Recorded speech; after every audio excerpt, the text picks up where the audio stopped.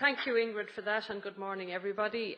This is my first time in Glenties, and a nice place it is too. I left the Wicklow Hills this morning, where I was born and reared, and last night I had the very kind offer. My husband said, "I'll drive you to Glenties," which was wonderful. So I arrived here anyway, and I hope this doesn't augur too badly for my presentation, because we arrived here, and then he said, "We'll go and get a cup of tea." I said, "Fine." So we went and we had the cup of tea, and then I said, "I think that you can go into the summer school and you can listen." He said, "I gave you a lift, I bought you a cup of tea, don't expect me to listen to you as well." So there you are. So he's taken himself off to Killybegs. So far enough away so that he wouldn't hear. So I hope all of you don't have the same reaction at the end of this. But however, I also was interested in listening to Ingrid's opening there and her contribution in relation to my introduction. And I often say when somebody says this, the first woman in 100 years, sometimes that turns out not to be the greatest introduction, because I always have to say I haven't quite reached 100 years yet. But the trade union movement is known at times for being very slow in its progress, so here you are. So from a considerable amount of heat has been, but not too much light, has been generated in the ongoing debate on the public service reform and indeed on the Croke Park Agreement.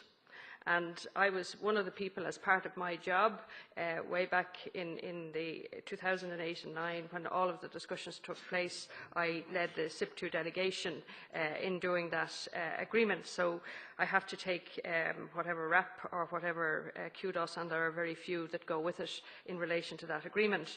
Behind much of the noise, posing as informed comment, invariably lurks an agenda that is based on a false premise that slashing public services and the pay and the conditions of those who provide them is a quick-fix solution to this country's deep economic crisis. Since the banking collapse of 2008, there's been a prolonged attack from some quarters, including voices that should know better in business and politics, and reflected in sections of the media, on workers in the public service. The dominant narrative has been that this workforce, unlike those in the private sector, are cosseted and protected with jobs for life and gilt-edge pensions. Instead of looking at the real causes of the financial mess we are in, the blame is put on those who are nowhere near the scene of the crime that has indebted the Irish people for generations ahead. A key part of this agenda is to achieve, in the absence of fiscal autonomy, an internal devaluation of wages across the economy, public and private sector alike. And one obstacle to this agenda is clearly the Croke Park Agreement, which offers the prospect of fundamental change in the manner in which public services are provided and a real reduction in their cost. Clearly, the challenge of public service reform is far wider than the agreement, but for the purpose of this forum, I'm going to examine whether the arrangement, now approaching its third year, is delivering on its promise.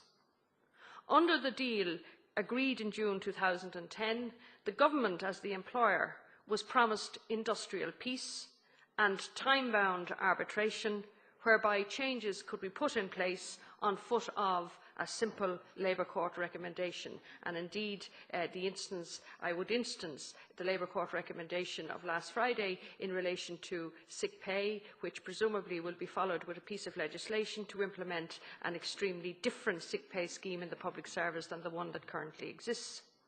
For their part, workers in the public service were guaranteed no further pay cuts, no compulsory redundancies, and that they would not be unilaterally imposed by the employers in the public service, and redeployment would be curtailed to a maximum of 45 kilometres.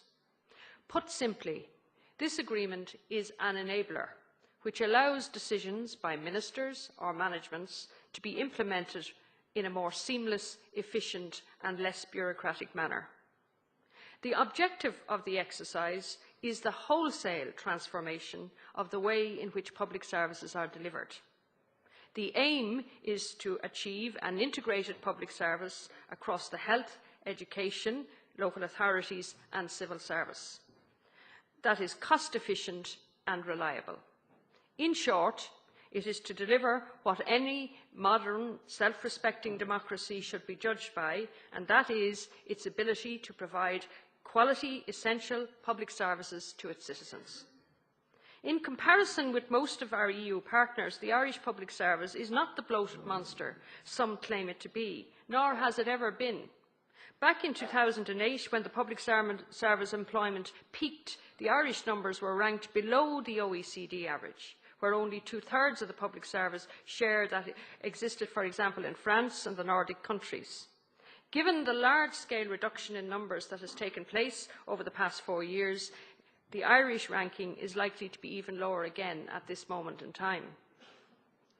I believe that there has been good and competent management of our public service over the years, even though there are, in any large organisation or system, those who do not or cannot meet their responsibilities or the demands placed on them.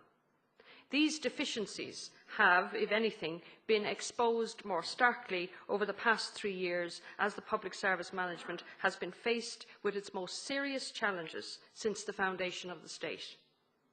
What has also been exposed in this hostile new environment, brought on by the banking and financial collapse, is that the traditional public sector management tools are neither appropriate nor accurate and adequate to meet these challenges. The Croke Park Agreement is the means by which fundamental reforms can be delivered, and in that sense it is an enabler of what should be a long-term programme that will have effects in terms of public service provided for decades to come. In my view, it may indeed be ahead of its time, in that it has too often asked difficult questions of people and systems in the public service that are still entangled within what I might term management by circular. What we need is a coordinated management strategy approach, and more importantly, the necessary leadership to apply it across the public service. To effect a transformation of this scale requires vision, and unfortunately, in some cases, that vision is sadly missing where it is needed most. Indeed, it is evident in some key instances that workers are more advanced when it comes to identifying the changes necessary to advance the agreement and its objectives than many of those further up the food chain of management. In the health sector, for example, it's clear that a blueprint is required where all the stakeholders have a clear vision of the end goal and a timeframe within which to achieve it. Such a coordinated strategy is simply not in place. While workers in the health service have delivered substantial savings and transformations that will have a lasting and positive effect, there are real savings and sacrifices being made by already low-paid members in the health service, and they have resulted in significant hardship for them and their families, and I have been involved personally in a lot of those negotiations. But in contrast to that, hospital consultants continue to supplement their generous public service salaries through lucrative private practice. Meanwhile, the moratorium on recruitment in the public service is also having a damaging effect on the ability of members to deliver quality services. The agreement provides a framework within which the necessary strategy and the blueprint can be developed and applied to ensure that its enabling function can be realised. Yet it is not being done. Look at the situation where we have 27 local authorities providing a fire service. We have proposed our own union that a single fire service could be set up, and that could achieve consistency in training, cut down on administrative costs, end the obstacles placed by county boundaries, and it would provide a coordinated and developed emergency response which would reduce costs and, more importantly, save lives. Now, some months ago, we presented that proposal to the Minister for Public Expenditure and Reform, and he responded positively. And he recommended that we should bring it to the attention of the Minister for the Environment, which we sought to do in May. And that response to date now, from our perspective, is all too tardy, because it's going to be September before we even get into a room to have that discussion. So, such change proposals at least deserve to be considered, unless, of course, they are a threat to those who already control too much power in local government and are reluctant to loosen their grip on the empires they command. Is this the leadership that is required to fundamentally change the public service? I, and I'm sure some of you present, could point to several other points of resistance to change on the part of those whose function it is to lead the transformation. The government is seeking a reduction in the public service staffing to 282,000 by 2015, involving a further decrease of 12,000 workers over the next 3 years. And it is seeking cuts of 3.5 billion in spending for each of the next 2 years. And this can only be done without a diminution or the destruction of core public services through the cooperation of public service employers and their workers. The agreement offers the opportunity, and the only opportunity, to achieve such challenging objectives. There are no doubt others who think it can be done by taking the gains they have pocketed to date, going back to the same well for more attacks on the working conditions of low-paid public service workers. Such thinking, in my view, is flawed short-termism and will endanger what is possible through this agreed transformation process.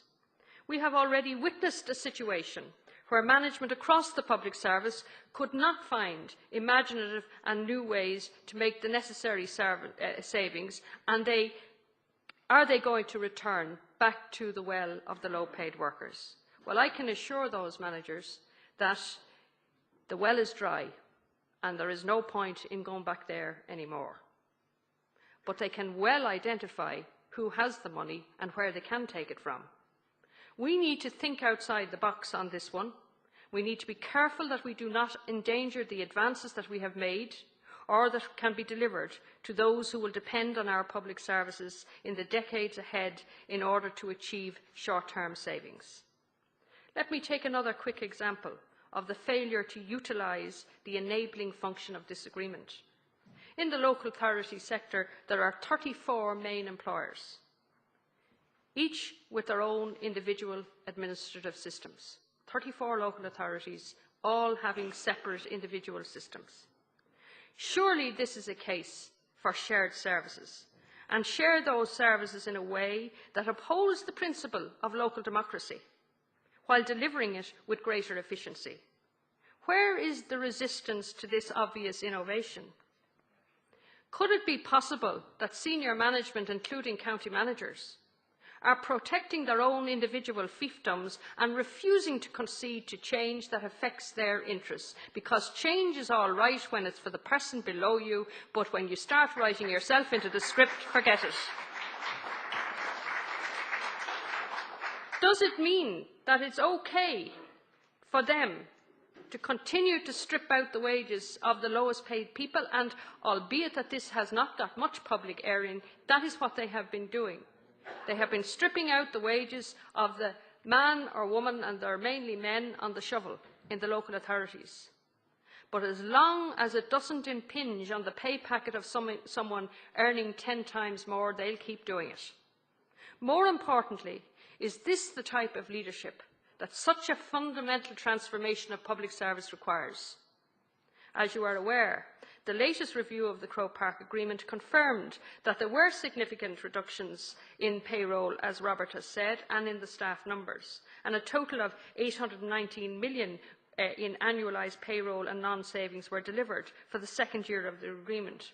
And the report confirmed that public service workers were continuing to provide essential services despite their significant drop in staff numbers. And it confirmed that those workers at the lowest level across the public service had contributed substantially to the reforms in work practices to date through roster changes, redeployment, extended working days and loss of allowances.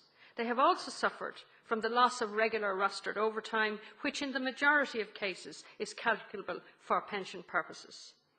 That the lower grades in the public service have taken the biggest hit is clearly illustrated by the analysis of the Labour Court recommendations to date in relation to the public sector claims over the last 2 years. And any future strategy post-Croke Park will have to give credit to those who have contributed the most to the savings and the transformations achieved to date. To address the question put to us today, there has been real reform in the public services on the basis of industrial peace, and that could not have happened without the agreement. But the real threat to the agreement comes from those unwilling, a lot of them at the top, to embrace the necessary transformations which will include them. Inevitably, the temptation there will be to return back to the low-hanging fruit. What I have identified as management resistance, and that must be overcome. That is the real challenge facing this agreement. It comes not just from those who seek to bring it down in order to enforce a deeper wage-cutting agenda across the whole economy, but from those who are charged with leading the transformation required. Finally, I would say to those who will influence the key decisions on these matters over the coming months, do not sacrifice the potential of future transformation in public service provision for the quick fix solution of short-term but short-lived cost savings. Thank you for listening to me.